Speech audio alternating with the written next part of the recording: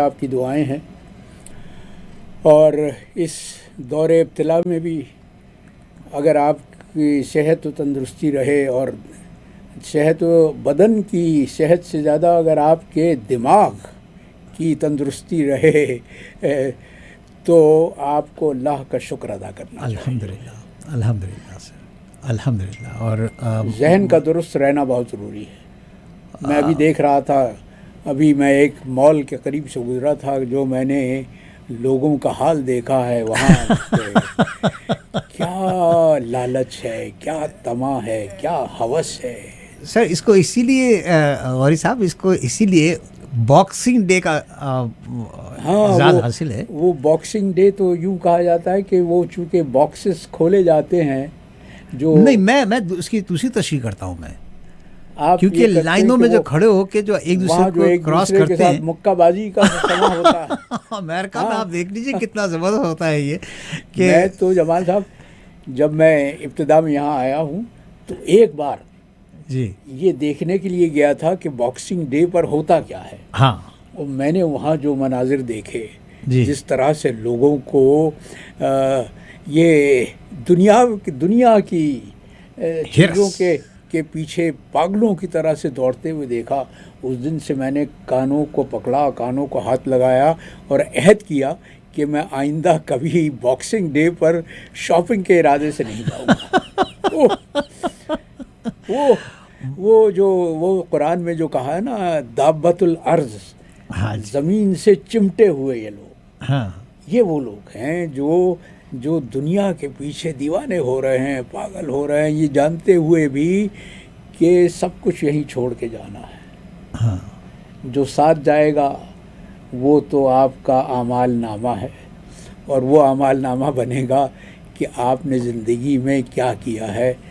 وہ زندگی خدا کی دی ہوئی نعمت ہے، دیکھیے امانت ہے۔ جی، اسی لیے ہم کہتے ہیں جب کوئی چلا جاتا ہے تو ہم کہتے ہیں انا للہ و انا الیہ راجعون، کہ ہم اللہ ہی کے تھے اور اللہ ہی کی طرف واپس جا رہے ہیں۔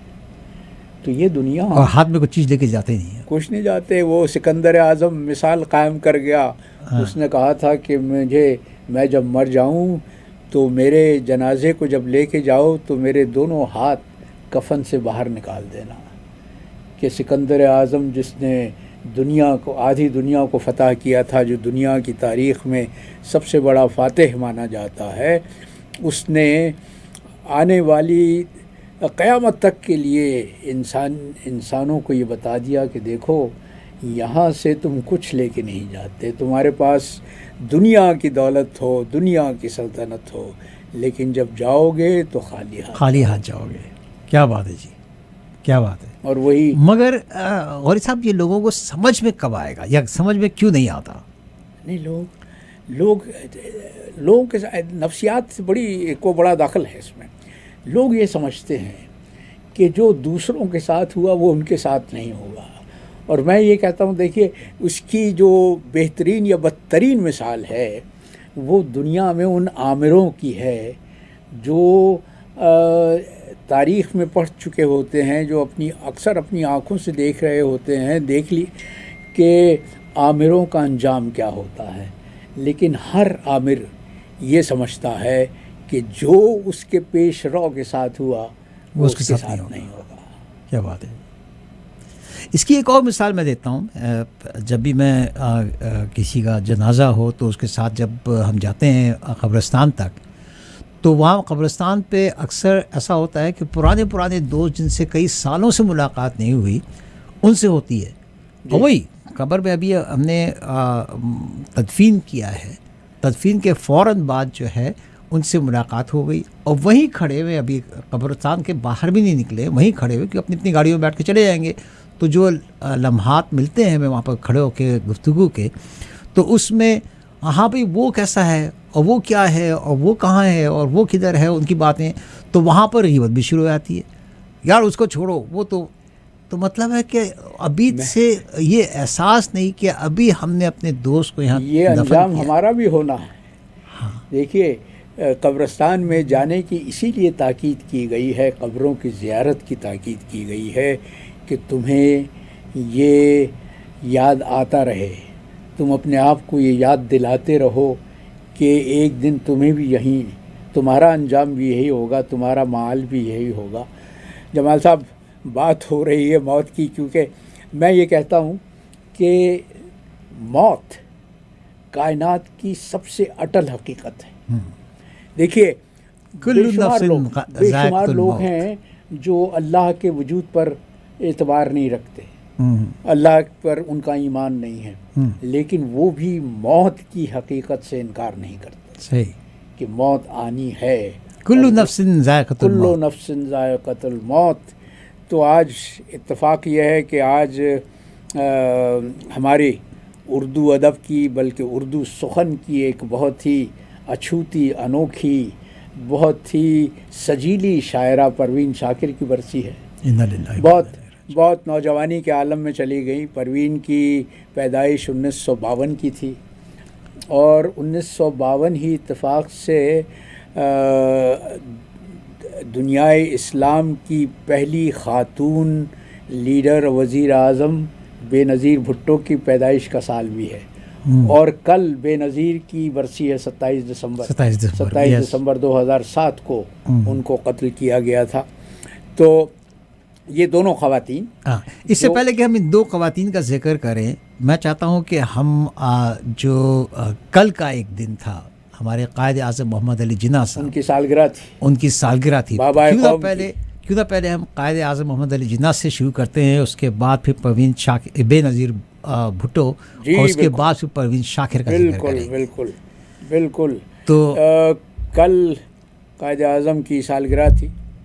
آپ کو معلوم ہے کہ وہ قائد اعظم ہمارے بابائے قوم ہیں, جی, بانی پاکستان ہے. اور دیکھیے جمال صاحب, ہم جو بابائے قوم کو خراج عقیدت پیش کرتے ہیں, خراج تحسین پیش کرتے ہیں, اس میں ہمارے جذبات بھی شامل ہوتے ہیں. صحیح, ضرور. لیکن غیر جب محمد علی جناح کی تعریف کرتا ہے تو اس کی تعریف میں جذبات شامل نہیں ہوتے. وہ حقیقت بیان کر رہا, وہ حقیقت کی بنیاد پر محمد علی جناح کی تعریف کرتا. مجھے یاد آتا ہے کہ 1946 میں, آپ کو یاد ہوگا, بر صغیر کی آزادی کی تاریخ پڑھنے والے ہمارے ناظرین اور سامعین کو یاد ہوگا کہ 1946 میں برطانیہ کی حکومت نے ایک وفد بھیجا تھا ہندوستان, کیبنٹ مشن کے نام سے, کیونکہ کیبنٹ نے خاص طور پہ, اور سر الیگزینڈر پیتھک لارنس جو لارڈ تھے, جو برطانیہ کی کابینہ میں اس وقت شامل تھے, وہ اس کی قیادت کر رہے تھے. اس وفد میں تین ممبران شامل تھے, اور ان میں انہوں نے قائد اعظم کے متعلق جو کہا تھا وہ تاریخ میں سنہرے حروف سے لکھنے کے قابل ہے, اور اس قابل ہے کہ ہر پاکستانی, ہر محب وطن پاکستانی جو قائد اعظم سے عقیدت رکھتا ہے, ان سے انسیت رکھتا ہے, ان سے پیار کرتا ہے, اس کو یاد رکھنا چاہیے. انہوں نے کہا تھا کہ محمد Ali Jinnah is so steadfast that none can distract him, کہ وہ جس راستے پر گامزن تھے ایک دم اس پر وہ بالکل وہ جیسے کوئی خط مستقیم پر چلتا ہے نا, اس طرح سے وہ چل رہے تھے, اور کوئی اس کا کسی میں اتنی ہمت نہیں تھی کہ قائد اعظم کو ان کی ڈگر سے ہٹا سکے. اور انہوں نے کہا تھا کہ محمد Ali Jinnah is so determined that none can mislead him, کہ محمد علی جناح کو کوئی گمراہ نہیں کر سکتا, ان کے مائنڈ کو ڈائیورٹ نہیں کر سکتا, بالکل نہیں کر سکتا. And Muhammad Ali Jinnah is so honest that none can purchase him. دیکھیے آج یہ جو خصوصیت تھی قائد اعظم محمد علی جناح کی, بے انتہا دیانتدار, بے انتہا کھرے, یعنی ان کے سوانے جو پڑھنے والے ہیں وہ اس واقعے کو یاد کریں گے کہ ایک بار قائد اعظم نے اپنے ایک موکل سے, جس کا وہ مقدمہ لڑ رہے تھے, اس سے پیشگی رقم لے لی تھی کہ میں تمہارا مقدمہ لڑوں گا, اور میں 3 ہفتے میں اس مقدمے کا فیصلہ کروا دوں گا۔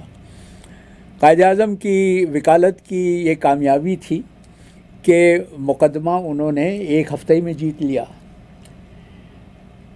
انہوں نے اس موکل کو اپنے بلایا اور کہا کہ دیکھو میں نے تم سے 3 ہفتے کی پیشگی اجرت لی تھی، میں نے مقدمہ 1 ہفتے میں ختم کر دیا، یہ 2 ہفتے کی فیس باقی ہے، یہ تم لے جاؤ۔ سبحان اللہ۔ آج آپ سوچئے، آج پاکستان میں کوئی آپ کو ایسا وکیل ملے گا جو یہ اس دیانت کا حامل ہو؟ یہ بھی کہیں پر ہوگا تاریخ میں کہ ان کو بے انتہا آفرز آئے ہوں گے برٹش کی طرف سے؟ نہیں، وہ تو حقیقت ہے۔ ان کو پیشکش کی گئی تھی، گاندھی نے پیشکش کی تھی کہ ہم آپ کو متحدہ ہندوستان کا گورنر جنرل بنا دیتے ہیں، آپ تقسیم پر اصرار مت کیجیے۔ لیکن انہوں نے کہا کہ میں مسلمانان ہند کا وکیل ہوں اور میں ان کی وکالت کرتے ہوئے ان کے ساتھ خیانت نہیں کر سکتا، ان کے ساتھ بددیانتی نہیں کر سکتا۔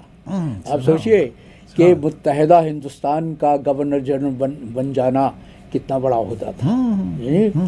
اور کہ ہمارے قائدین میں جو سب سے بڑی کمزوری رہی ہے عمران خان کے آنے تک، وہ یہ تھی کہ وہ بددیانت تھے، وہ خائن تھے۔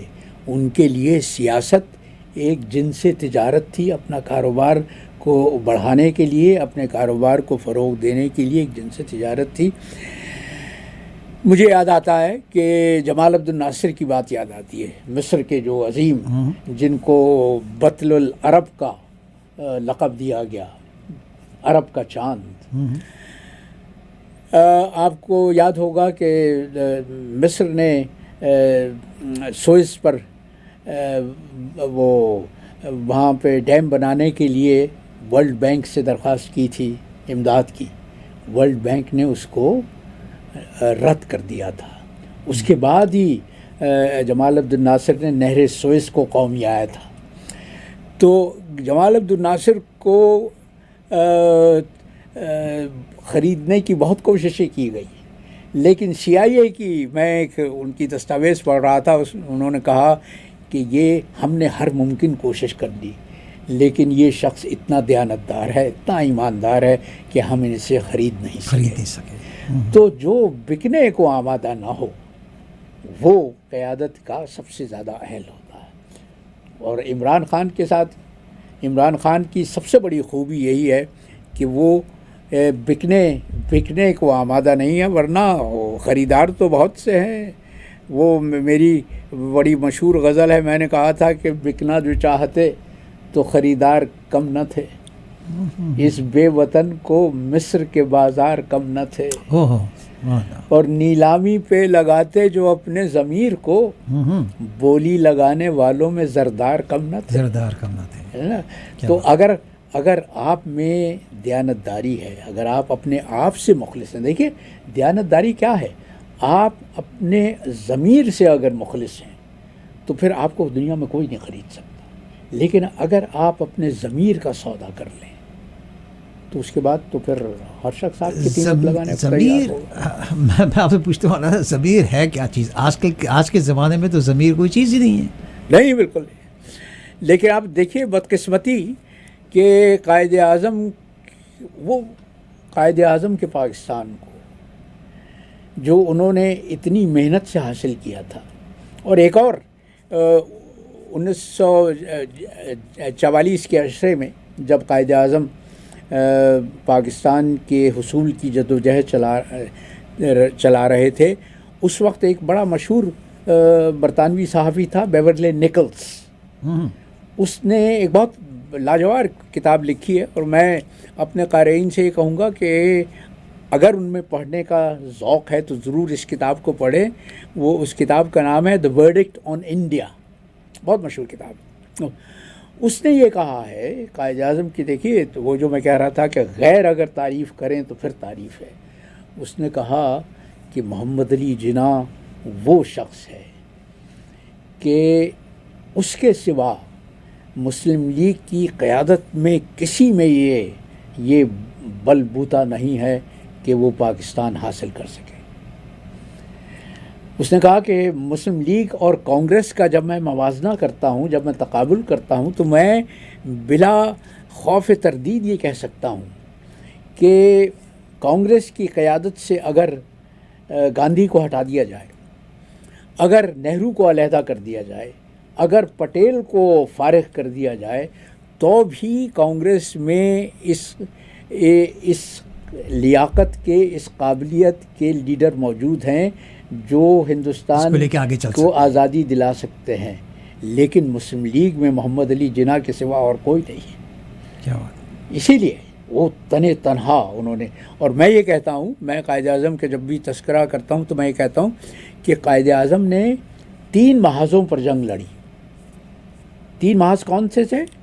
ایک کانگریس جو بالکل یہ نہیں چاہتی تھی کہ بھارت ماتا کے ٹکڑے کیے جائیں، دوسرے انگریز، وہ ان کے لیے تو اس سے بڑا افتخار کوئی ہو ہی نہیں سکتا تھا جمال صاحب کہ وہ ہندوستان جیسے بڑے ملک کو، جو ان کے نو آبادیاتی تاج کا ہیرا تھا، وہ اس کو ایک اکائی کے طور پر، ایک وحدت کے طور پر چھوڑ کے جائیں۔ اور تیسرا محاذ کون سا تھا؟ سوچئے، تیسرا محاذ تھا وہ ہمارے مولوی اور علماء جو یہ کہتے تھے کہ اسلام میں وطنیت کا کوئی تصور نہیں ہے، اسلام میں صرف ملت کا تصور ہے، صرف امت کا تصور ہے، وطنیت کا کوئی تصور نہیں ہے۔ تو ان کے خلاف بھی ان کا بڑا مضبوط مورچہ تھا جمال صاحب۔ وہ ظاہر ہے کہ ممبر کی طاقت، آپ کو اندازہ ہے کہ ممبر کی طاقت کیا ہوتی ہے۔ صحیح، ان کے خلاف بھی قائد اعظم نے جدوجہد کی، اور یہ اس بات کا تذکرہ کرنا چاہیے، ذکر ضرور کرنا چاہیے کہ علماء کا ایک طبقہ ایسا تھا جس نے قائد اعظم کا ساتھ دیا، جس میں مولانا شبیر احمد عثمانی سر فہرست تھے، اور وہی تھے جنہوں نے قائد اعظم کی جب وفات ہوئی ہے تو قائد اعظم کے جنازے کی نماز پڑھانے والے بھی مولانا شبیر احمد عثمانی تھے۔ لیکن آج اس پاکستان کا کیا حشر ہے؟ پہلے تو ہم نے یہ کیا جمال صاحب کہ 24 برس میں ہم نے پاکستان کو 2 حصے کر دیا، مشرقی بازو گما دیا اپنا، پاکستان کی وحدت کو ہم نے ختم کر دیا۔ اور آج کیا عالم ہے؟ آج تو آپ دیکھ رہے ہیں کہ کون لوگ اقتدار کی مسندوں پر بیٹھے ہوئے ہیں۔ تو کل میں سوچ رہا تھا کہ میں بابائے قوم کو کیا خراج تحسین پیش کروں، تو یہ 4 مصرے ہو گئے تھے، میں اپنے ناظرین کی خدمت میں پیش کر دیتا ہوں کہ قائد کیا پہچان سکیں گے اپنا پاکستان؟ اگر قائد اعظم آج لوٹ کے آ جائیں تو وہ اس پاکستان کو پہچان سکیں گے جس ملک کو انہوں نے بنایا تھا؟ قائد کیا پہچان سکیں گے اپنا پاکستان؟ اللہ نے تھا جس کو بنایا ہم سب کی پہچان، اللہ نے تھا جس کو بنایا ہم سب کی پہچان، اب اس پر کیا وقت پڑا ہے یہ دیکھو انجام، اب اس پر کیا وقت پڑا ہے یہ دیکھو انجام، چور ڈکیت بنے بیٹھے ہیں قوم کے نگہبان۔ بدقسمتی ہے نا یہ، اور بدقسمتی یوں ہے کہ قوم کے اپنے اعمال بگڑ چکے ہیں، قوم من حیث القوم ہم بے ایمان ہو چکے ہیں، یہ نا، میں اپنے آپ کو بھی اس میں شامل کرتا ہوں، ہم سب بے ایمان ہیں، اس لیے کہ ہم نے قائد اعظم کے ان رہنما اصولوں سے، 3 اصول وہ ہمارے لیے چھوڑ کے گئے تھے: اتحاد، یقین محکم اور ایمان۔ ہمارے اندر نہ ایمان بچا، نہ ہم نے اپنے آپ کو متحد کرنے کی کوشش کی، اور اس میں ناکامی کا تو بیان ثبوت یہ ہے کہ 24 برس کے اندر ملک 2 لخت ہو گیا، 2 ٹکڑے ہو گیا۔ اور یہ اتحاد کیوں نہیں پیدا ہوا، یہ ایمان کیوں نہیں برقرار رہا؟ اس لیے کہ ہمیں اپنے آپ پر اعتماد نہیں تھا، ہمیں اپنے موقف پر، اپنی جدوجہد پر، اپنی منزل پر یقین نہیں تھا۔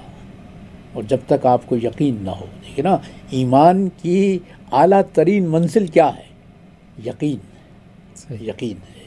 آپ کو یقین کامل ہو جائے، راسخ ہو جائیں آپ اپنے ایمان میں کہ اللہ ہے، اور وہ اللہ ہم سے اتنی محبت کرتا ہے جس محبت کا تصور نہیں. لیکن وہ اس کی محبت مشروط ہے. اس کی محبت مشروط ہے کہ تم اس ڈگر پر چلو گے جو راستہ اس نے بتایا. الحمدللہ. بڑی اچھی گفتگو چل رہی ہے. اس کے بعد ہم بے نظیر بھٹو صاحبہ کی جن کی برسی ہے کل، اس سے پہلے پروین شاکر کا ذکر ہو جائے. پروین شاکر کا بھی ذکر کریں گے ضرور. کچھ غوری صاحب آپ کی اجازت سے کچھ اسپانسرس کے پیغامات لے لوں میں. ہماری آئی ڈی اینڈ اسپانسرس کے پیغامات. Will be right back. You are listening to WTO